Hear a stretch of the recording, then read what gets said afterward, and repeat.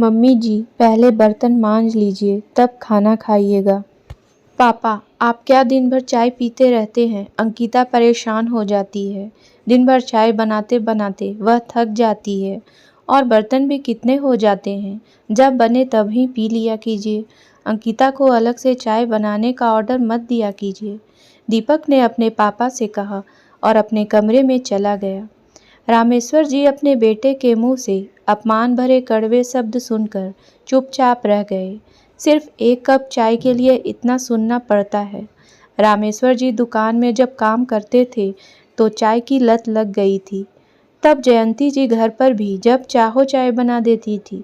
अभी भी जयंती बना सकती है, पर अंकिता उसे भी ताना दे देती है कि आप चाय में दूध ज़्यादा डाल देती हैं। पापा जी सारा दूध चाय में पी जाएंगे तो मेरे बच्चे क्या पिएंगे? अंकिता की बातों से जयंती का मन भी आहत रहता था।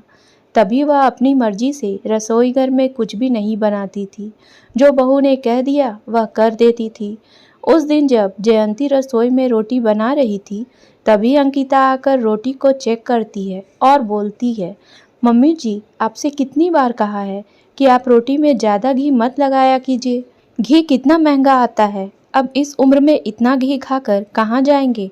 अपच हो जाएगी और हमें फिर डॉक्टर के यहाँ लेकर जाना पड़ेगा। एक तो घी महंगा और उस पर डॉक्टर का बिल महंगा, दवाई भी महंगी पड़ती है। अपनी बहू की बातें सुनकर जयंती जी चुप हो गई। उस दिन के बाद वह घी को हाथ लगाने से डरती थी। रोटी भी बिना घी के चुपड़े खा लेती थी और कोशिश करती थी रामेश्वर जी को भी समझा दे।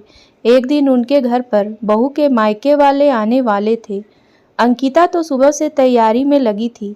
घर पकवानों की खुशबू से भर गया। कचौरी, हलवे और पूरियों की महक घर में फैली थी। तभी दीपक आकर कहता है, पापा, आप और माँ आज कमरे से बाहर नहीं आइएगा, या फिर किसी मंदिर या पार्क में चले जाइए। अंकिता के चचेरे भाई और भाभी आ रहे हैं।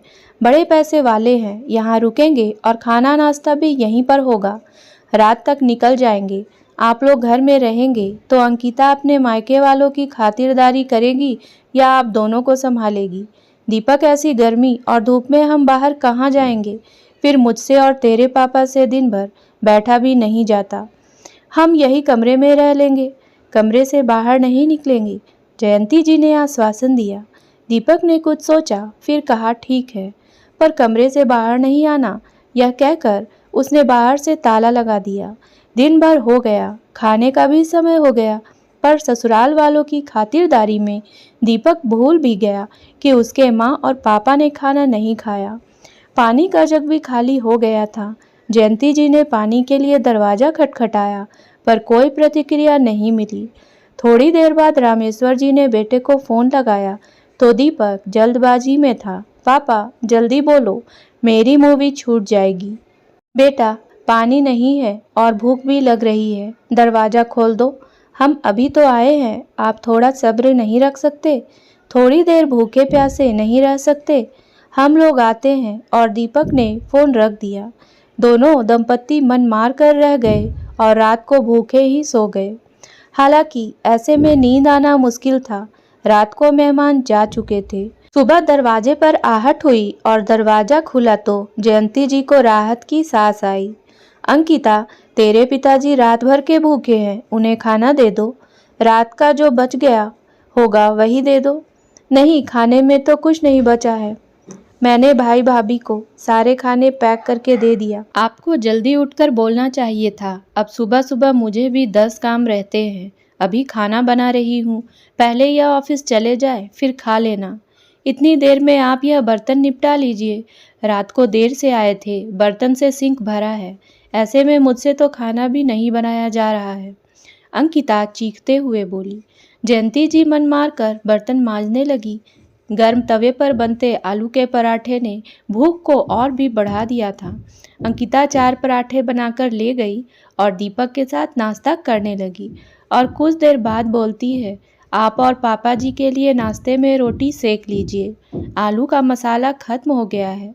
जयंती जी बर्तन छोड़कर मुड़ी ही थी कि अंकिता फिर बोली, पहले बर्तन तो सारे मांज लीजिए। जयंती जी को बर्तन मांजने में बहुत देर लग गई। जयंती जी ने फटाफट आटा लगाया और 4 रोटी और अचार लेकर कमरे में पहुंच गई। बड़ी देर लगा दी रोटी लाने में, मेरा तो पेट दर्द करने लगा है। रामेश्वर जी यह कहकर रोटी खाने लगे। हालांकि बिना घी की रोटी खाने में मुश्किल हो रही थी, फिर भी वह खा रहे थे। जयंती जी की आंखें नम हो गई।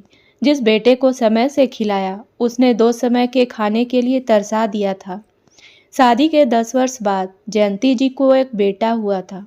दीपक के आने से उनके जीवन का अकेलापन खत्म हो गया था। दीपक घर का इकलौता और लाडला था। बस उसके मुंह से किसी चीज के निकलने की देरी थी, वह हाजिर हो जाती थी। दुकान में ज्यादा कमाई तो थी नहीं, फिर भी वह कोशिश करते थे कि दीपक की हर इच्छा पूरी हो। अपने बेटे को रोटी में घी लगाकर अच्छे से खिलाती थी, क्योंकि दीपक सब्जी कम खाता था। उसे खिचड़ी और रोटी ही पसंद थी। दोनों में खूब घी लगता था। दोनों अपने बेटे को अच्छा खिलाते थे, चाहे खुद कम खा लेते। दीपक पढ़ाई में भी अच्छा था। उसने मेहनत की और नौकरी लग गई। नौकरी लगते ही रिश्ते आने लगे। अंकिता बहुत सुंदर थी। वह एक नज़र में दीपक को भा गई और उसने उससे ही शादी की। अंकिता के साथ शादी होते ही दीपक उसके आगे पीछे रहने लगा। उसकी सुंदरता का पुजारी बनकर रह गया। वो जैसा कहती वैसा ही करता। अपने माँ और पापा की परवाह नहीं करता। बस अंकिता जो बोल दे उसे ही सच मानने लगता। अपने सास ससुर के खिलाफ वह दीपक के कान भरती रहती थी। अंकिता बहुत कंजूस प्रवृत्ति की लड़की थी। वह खुद पर और दीपक पर कितना भी खर्च कर लेती, पर जहाँ सास ससुर पर खर्च करने की बारी आती, वह महंगाई का रोना लेकर बैठ जाती थी। समय के साथ उसके 2 बच्चे भी हो गए। अब सास ससुर बूढ़े हो चले थे। बीमारी के प्रति लापरवाही ने रामेश्वर जी को और भी बीमार बना दिया। दीपक ने उन्हें कभी अच्छे डॉक्टर को नहीं दिखाया, बस घरेलू इलाज से जीवन चल रहा था। अब उनसे अपनी दुकान पर भी नहीं बैठा जाता था और दीपक के पास दुकान संभालने का समय नहीं था। जो भी सामान दुकान में था उसे बेचकर दुकान भी बंद कर दी।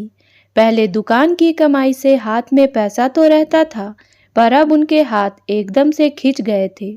100 रुपए के लिए बेटा बहू के सामने हाथ फैलाना पड़ता था। दोनों की स्थिति दयनीय हो रही थी। बहू के साथ बेटा भी परवाह नहीं करता था।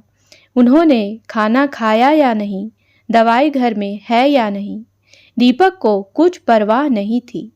दोनों बस कहने को अपने बेटे बहू के पास रह रहे थे। हम कहीं और चलते हैं, मुझसे अब यहाँ रहा नहीं जाएगा, मेरा तो दम घुटता है। रामेश्वर जी बोले, हाँ मन तो मेरा भी करता है। इससे अच्छा तो भगवान हमें औलाद ही नहीं देता। 10 साल बाद औलाद इसलिए दी है कि ताकि हम बुढ़ापे में इतना दुख सहे और अपनी ही औलाद के हाथ इतनी तकलीफ झेले। इससे अच्छा तो हम बे औलाद अच्छे थे। खाने के लिए हमें तरसा देता है, दवाइयाँ लाकर नहीं देता है, कभी पास में आकर नहीं बैठता है। बहू को क्या दोष दूँ, बेटा ही जब कपूत निकल गया। मैं अब यहाँ और नहीं रह सकती हूँ, मुझे आत्मसम्मान से जीना है। जयंती जी रोते हुए बोली, मैं कर भी क्या सकता हूँ, आत्मसम्मान से जीने के लिए पैसा चाहिए, वह हमारे पास है नहीं। दुकान में माल नहीं है, पेंशन मिलती तो सिर उठाकर जी सकते थे। ना तो बेटा साथ है, ना ही पेंशन है। इन हालातों में हम क्या कर सकते हैं। हमारा जीवन तो अब ऐसे ही निकलेगा। अब और दिन ही कितने बचे हैं, इसी तरह से जी लेते हैं। हम बूढ़े और कर क्या सकते हैं। रामेश्वर जी ने दर्द से कराहते हुए कहा, हम बहुत कुछ कर सकते हैं, बस हमें हिम्मत जुटानी होगी। बेटे बहू के जूते मैं रोज रोज नहीं खा सकती हूँ। मेरा मान सम्मान सब आहत होता है। हमें अपना पेट भरने के लिए कुछ तो करना चाहिए। जयंती जी बोली, सुनो जी, दुकान तो अपनी है, हम उसे बेच भी सकते हैं। मैं सोच रही हूँ मैं अपने हुनर को बाहर लाऊं। आपको तो पता है कि मैं अचार कितना अच्छा बनाती हूँ। हम अचार का बिजनेस करें, उसमें कमाई भी बहुत अच्छी होती है। कमाई तो ठीक है, पर उसमें पैसा लगाने को भी चाहिए, घर भी रहने को चाहिए। हाँ, वह तो है। जयंती जी फिर सोच में पड़ गई। फिर खुशी से बोली कि मेरे पास कुछ गहने हैं, मेरी अंगूठियाँ और कानों के झुमके, जो अभी तक बहू की नज़रों से बचे हुए हैं।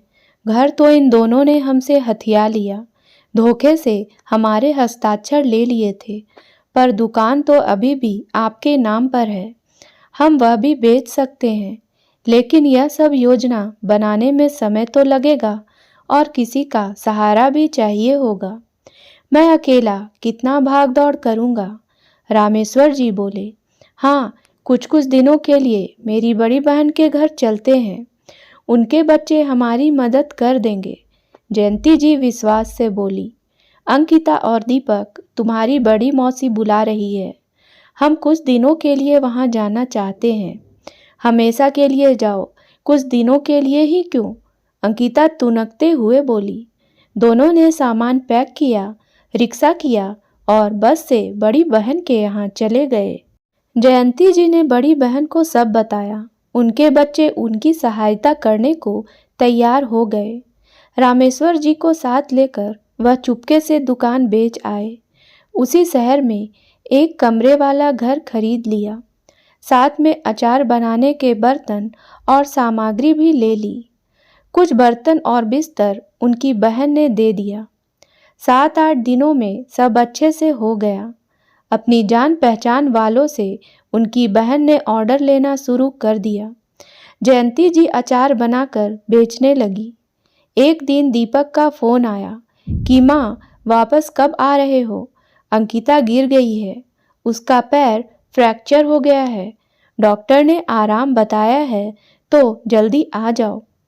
बच्चों और मुझे परेशानी हो रही है, खाना भी नहीं बनता है, हम लोगों को भूखे रहना होता है। अपने बेटे के मुंह से ऐसा सुनकर एक बार तो वह भावुक हो गई, लेकिन दूसरे ही पल कड़क होकर बोली, हम दोनों वापस नहीं आ रहे हैं, अब यही रहेंगे। मौसी के पास में ही घर ले लिया है, दुकान बेच दी है और अपना बिजनेस शुरू कर दिया है। अभी हमारे पास पैसे हैं, जो दुकान बेचकर मिले थे उनसे काम चला लेंगे। बहू से कहना अब आराम से खूब पैसे बचाए, अब उसे हमारा खर्च इतनी महंगाई में नहीं झेलना पड़ेगा। माँ बाप बड़ी मुश्किल से बच्चों के पेट पालते हैं और वही बच्चे उन्हें 2 रोटी के लिए तरसा रहे हैं। तुझे हमने नाजों से पाला था, हमसे कहाँ क्या चूक हो गई, कुछ समझ नहीं आ रहा है। दीपक यह सुनकर गुस्सा हो गया। आपने दुकान कैसे बेच दी? मैं उसे किराए पर देने वाला था, वह मेरे पति की दुकान थी, उस पर तेरा कोई हक नहीं है। जयंती जी ने तुरंत जवाब दिया। बहू ने आते वक्त कहा था कि कुछ दिनों के लिए क्यों, हमेशा के लिए चले जाओ, तो हम आ गए। जयंती जी ने फोन रख दिया। उनका अचार का बिजनेस चल निकला, उन्हें बड़े बड़े ऑर्डर मिलने लगे और अब उनके नाम के ब्रांड के साथ अचार के डिब्बे मॉल में बिकने लगे। कुछ ही महीनों में उनके दिन फिर गए। अब उन्होंने नौकर चाकर रख लिए थे, वह अपनी निगरानी में उनसे अचार बनवाती थी। उनकी अच्छी आमदनी होती थी। अपने माँ बाप के पास इतना बढ़ता पैसा और नाम देखकर अंकिता और दीपक माफ़ी मांगने आए, पर जयंती जी और रामेश्वर जी ने उन्हें माफ़ नहीं किया। इंसान हर दुख झेल सकता है अगर उसका परिवार साथ हो, मगर जब अपने ही बच्चे दुख देने लगे तो बूढ़े माँ बाप की हिम्मत टूट जाती है। उम्मीद है दोस्तों कहानी पसंद आई होगी, तो मेरे वीडियो को लाइक करें और मेरे चैनल को सब्सक्राइब करना ना भूलें। धन्यवाद।